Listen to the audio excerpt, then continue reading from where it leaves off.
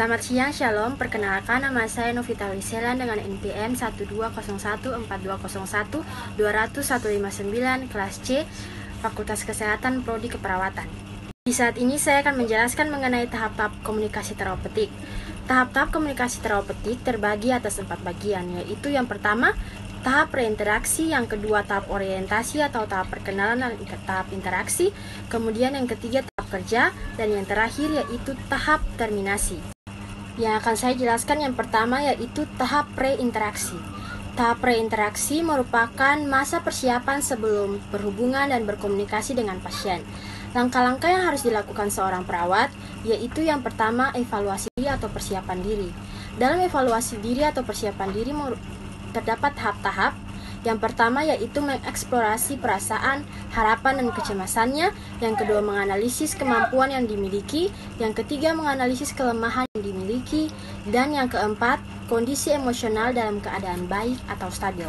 Kemudian yang kedua yaitu penetapan tahapan hubungan atau interaksi, yaitu mengumpulkan data tentang klien sebagai dasar dan membuat rencana interaksi. Dan yang ketiga yaitu rencana interaksi yang di dalamnya harus membuat rencana pertemuan secara tertulis yang akan diimplementasikan bertemu dengan klien atau materi yang akan digunakan. Contohnya, yang pertama pertemuan keberapa, yang kedua tujuan keperawatannya, dan yang ketiga yaitu tujuan tindakan keperawatannya. Melakukan persiapan dengan membaca status klien.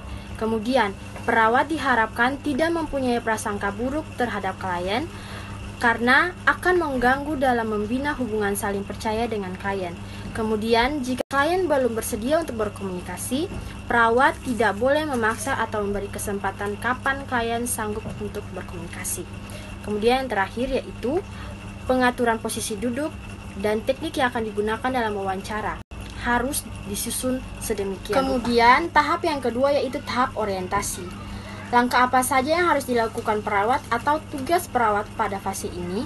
Yang pertama yaitu membina hubungan saling percaya. Yang kedua mengidentifikasi atau menanyakan kabar pasien atau identifikasi nama pasien. Yang ketiga yaitu merumuskan kontrak bersama dengan klien atas persetujuan bersama, contohnya waktu, tempat, dan topik pertemuan. Kemudian yang keempat yaitu mengenali perasaan dan pikiran serta mengidentifikasi masalah klien. Kemudian yang kelima yaitu merumuskan tujuan dengan klien. Tiga yaitu tahap kerja.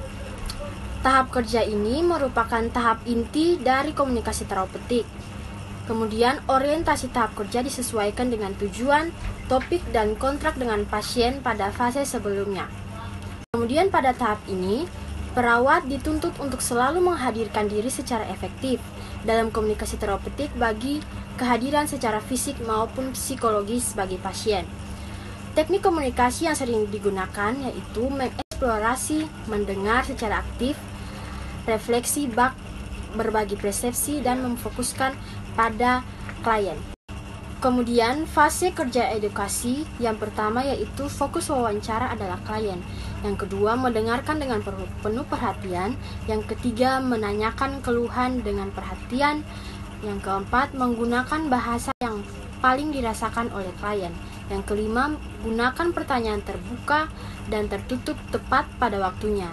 Yang kelima bila perlu diam untuk memberikan kesempatan kepada klien untuk mengungkapkan perasaannya. Jika situasinya memungkinkan, kita dapat memberikan sentuhan terapeutik. Kemudian tahap yang terakhir yaitu tahap terminasi. Tahap terminasi merupakan akhir pertemuan perawat dengan pasien. Dalam tahap ini terbagi atas dua, yaitu tahap terminasi sementara dan tahap terminasi akhir. Yang harus dilakukan perawat pada tahap ini yang pertama mengevaluasi pencapaian tujuan seluruh tahapan atau tahap kerja. Kemudian yang kedua, evaluasi subjektif, yaitu menanyakan perasaan klien setelah berinteraksi atau melakukan tindakan tertentu. Yang ketiga, menyepakati tindak lanjut terhadap interaksi yang telah dilakukan. Dan yang keempat, membuat kontrak untuk pertemuan dan tujuan interaksinya.